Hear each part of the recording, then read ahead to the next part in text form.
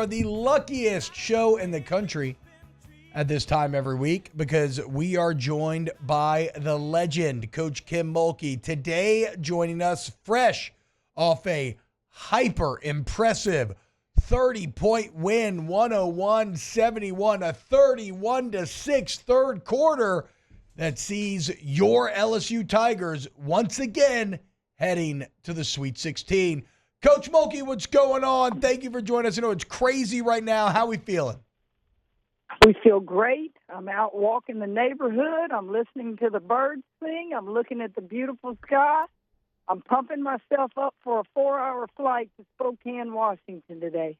Okay, so we were going to ask about that, but before we look forward, I want to reflect on a little bit because it is, and after the game, you talked about how, look, the goal at LSU is not to just make Sweet 16s. Like, that's good. We're thankful for it, but that is not the goal here. And yet, I can't help but be struck with how quickly you've made reaching the Sweet 16 commonplace. Like, it just feels like, okay, yes, of course, LSU will host, and then they'll be in the Sweet 16, and they'll have a chance to win a national championship. Like, it's, I mean, do you reflect on it? And kind of think back and like, man, look at how quickly we've accomplished this. I don't know if reflect is the word. I think I make sure that everybody in this community understands, don't take this for granted. This is not as easy as you think it is to get to a Sweet 16. 5 players in my locker room have never been to a Sweet 16. Wow. And you enjoy it. You make sure that we make a big deal of it, but then you turn the page and you say, we no longer have just the goal of getting to the NCAA playoff. We no longer have the goal to just make it to a Sweet 16. We've tasted what it, tastes like to win championships and to get to a Final Four. And let's just keep that perspective as well. So I made sure I made those points in the locker room and made those points at the press conference.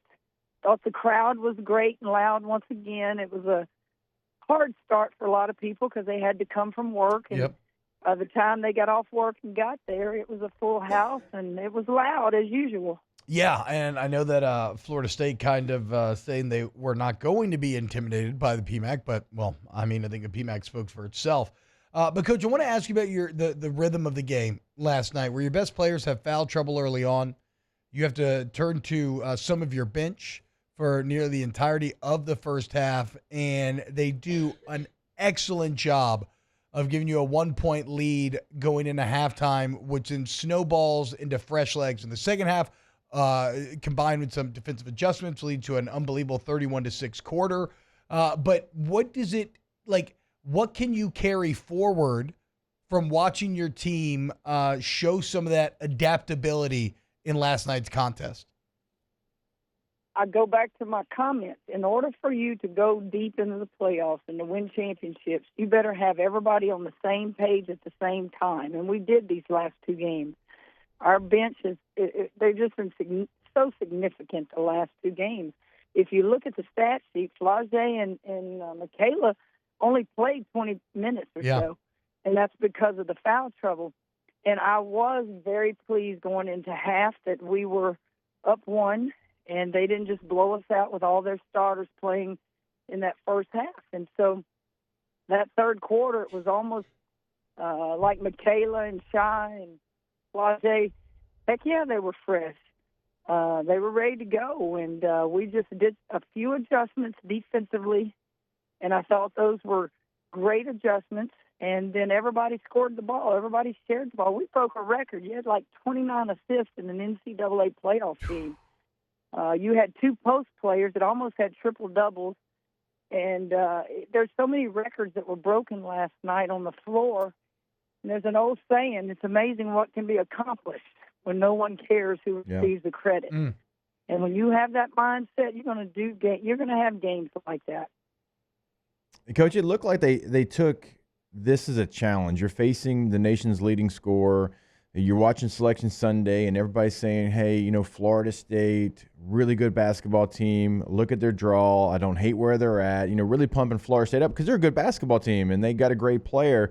But it does seem like your team took that as a challenge and wanted to go out there and show exactly what they did last night. Well, she certainly is a scoring machine. She had us on our heels in that first half. She herself is the reason we were in foul trouble. She would penetrate and we'd reach, and so she gets my respect. Now in the second half, we came out and we guarded her differently. Went under screens and said if she's going to keep scoring it, she's going to have to shoot the three ball. And I want to say she may have been like 2 for 10 or something like that from the three. But I said in the first half that it wasn't our offense. Hell, we scored 50 points at half. It wasn't our offense. Our defense had to just get so much better in order to win the ball game, and we did. And part of defense, guys, is don't give them that second shot. Man, in the first half, their wings were flying in there above the dang backboard trying to get rebounds, and I thought, oh man, that's some athleticism right there. And we just didn't allow them to get second and third shots in the second half. We went under screens. And then offensively, we pushed the ball better. We shared the ball better. We made the extra pass. And it was a very fun second half to watch.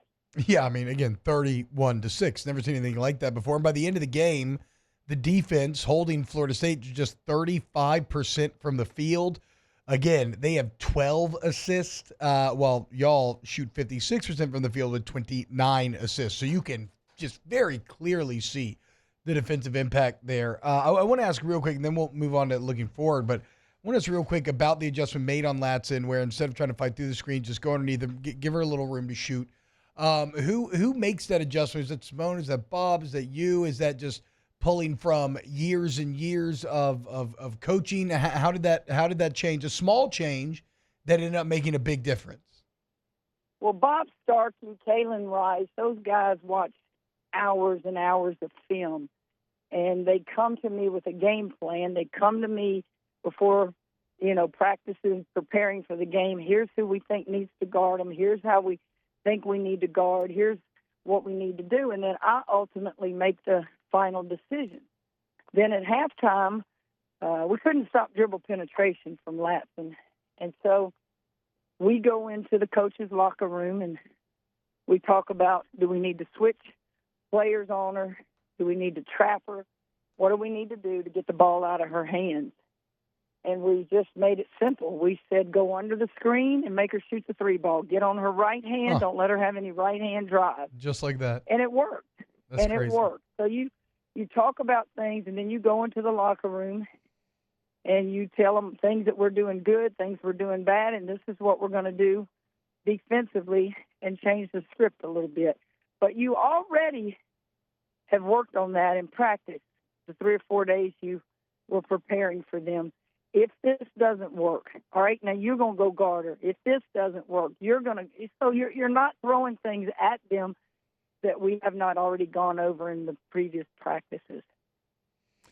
So, Coach, as we move forward to your next opponent, it's a team that you've already faced this year. Now, that was on November the 27th, and you were victorious, and it was a great game for the squad, 82-65. When you're preparing for NC State this time around, how much do you go back and watch that game? Is it like that the main focus, or do you go back and watch maybe what they've currently done? Because, probably not the same team now that they were in November. Nor are we the same team. Yeah. But what I do is I go back and look at the scouting report on when we played them earlier. What did we do that was so successful in that game? Then you go watch tough games and good opponents that they beat. And then you go, okay, what have they changed? Is anything any different?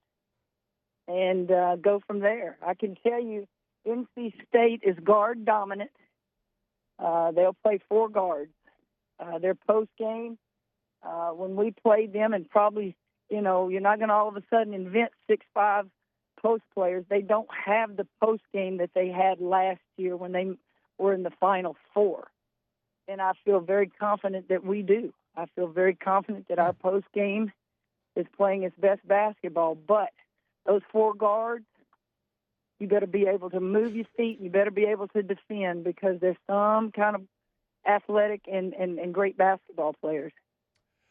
Coach, from a kind of trait standpoint, it's obvious that you know what it takes to get here to the Sweet 16, right? What are the traits that you see in teams that help you get from this point to the Final Four? Do you see them in this team? You better focus. You better have unbelievable focus in that film room. You better be able to tell me everything on that scouting report. You can't just fly and float away. You have to know everything because you're going to see it all in the playoffs. When you get down to 16 teams, everybody can coach. Those players can play. And it's usually the little thing that wins a ball game for you, whether it is a great defensive play, whether it is a big-time shot. That's usually separation there. Hey, Coach, I did want to ask you about the travel because we talked about it earlier with you, and this is kind of where you thought you would end up. And you mentioned 4-hour plane ride, Pacific Northwest. So pretty quick turnaround. So you're going to leave today, but what's the schedule kind of look like for you and your team, travel, getting there, practicing, getting ready for the game? Well, I'm not real thrilled that we have to play Friday. That's one less day of preparation. Mm-hmm. We played, Saturday, Monday this past weekend, and I would like to have seen it stay Saturday, Monday, but that's not the way it is. Both games will be Friday. We'll play at 4:30 their time, which is 6:30 our time here. It is a long plane ride. They tell me altitude is somewhat of a problem. So I'm glad we're leaving today. I would have preferred to leave this morning, but the NCAA takes over everything, and they tell us we can't leave until 3. What? There are 4 hotels That's assigned. 8 teams are there, and there'll be 2 teams per hotel. My understanding is Oklahoma will be in the hotel with us. We will get there and do film tonight, and then tomorrow we'll have to have an off practice site. You're not allowed to be in the arena until the day before game, and with 8 teams, we're only allowed 1 hour on that court the day before. Damn. And probably no more than 30 to 45 minutes the day of. That's crazy. I didn't know any of that. So the NCAA just completely takes over. The NCAA takes over the PMAC. When you host, you get out of the way. They tell you what the cost of tickets are going to be. They move season ticket holders because you got 4 teams that have to have fans in certain spots in the arena. So they completely take over everything. Coach, last one from me here, and it has to do with the mentality of your team. When you're at this stage and both failure and success, right, everything that you've worked for kind of are lurking around the corner, and you have multiple days to digest this, how do you make sure that mentally your team is ready for that moment, ready for the moment when the game starts and you get punched in the mouth, right? When something doesn't go right. How do you make sure? Because obviously last night, look at what they did. They responded incredibly well. How do you get them ready to take those punches and overcome them? Well, you make sure you don't overcoach and you don't stay on the floor too long. You make sure in the film room you get to the point and you don't do too much. You don't sit in there for hours. And then the second thing I would say is our season has prepared us for this moment. Think of how many close games we have been in. Yeah. Now, we lost a couple late to Alabama and to Ole Miss. I don't regret any decision I made about sitting Flage out. It did not – a single loss bothers me because that's my personality, but at the cost of what? My decision was not to play her until we get to the playoffs. It was the right decision. She has got just a lot more pep in her step. She's healthy. And just keep doing what you do. The season prepares you for this. So we've had a lot of close games, and I hope Ole Miss goes and plays UCLA and upsets them, and then we get to, well, I guess you'd say it's an upset because NC State is a 2 seed and we're a 3 seed, so I guess we're not supposed to win. And then I'd love to see 2 SEC teams going at it for a shot at the Final Four. But let me say this, guys, before I hang up. Absolutely. Juju Watkins is a star in our game. Yep. And she went down last night with a ACL injury on really just things you do in the game. Nobody did anything dirty. It was just so sad to watch and see, and I knew when she went down that it was torn. You just know by the look of the knee, you know by the reaction of the face, and just think about that young lady and her family. And the thing I would tell her as her coach is this is fixable. This is fixable. Tamaya Smith is a great example of that. She's been through 2 ACL tears, 1 on each knee. But she's such a great ambassador for our game, and that's going to be the talk of the playoffs from here on. I mean, 2 ACLs for Shemaya Smith, and last night, 20 points, 12 boards, 6 assists in 36 minutes. The key to when the foul trouble reared its ugly head. So, yeah, great message there to Juju Watkins and her camp. You will come back stronger from this. Coach, we really cannot thank you enough. I know it's an incredibly busy time. Have safe travels. Best of luck. All of Baton Rouge, all of Louisiana, going to be cheering for y'all, and you have an excellent week. We're the only one left in the Great Boot, right? We're the only one playing in the tournament, so let's go make it fun. Let's go, baby. Support the Boot. Support this LSU women's basketball team. Thank you, Coach. Appreciate it, Coach.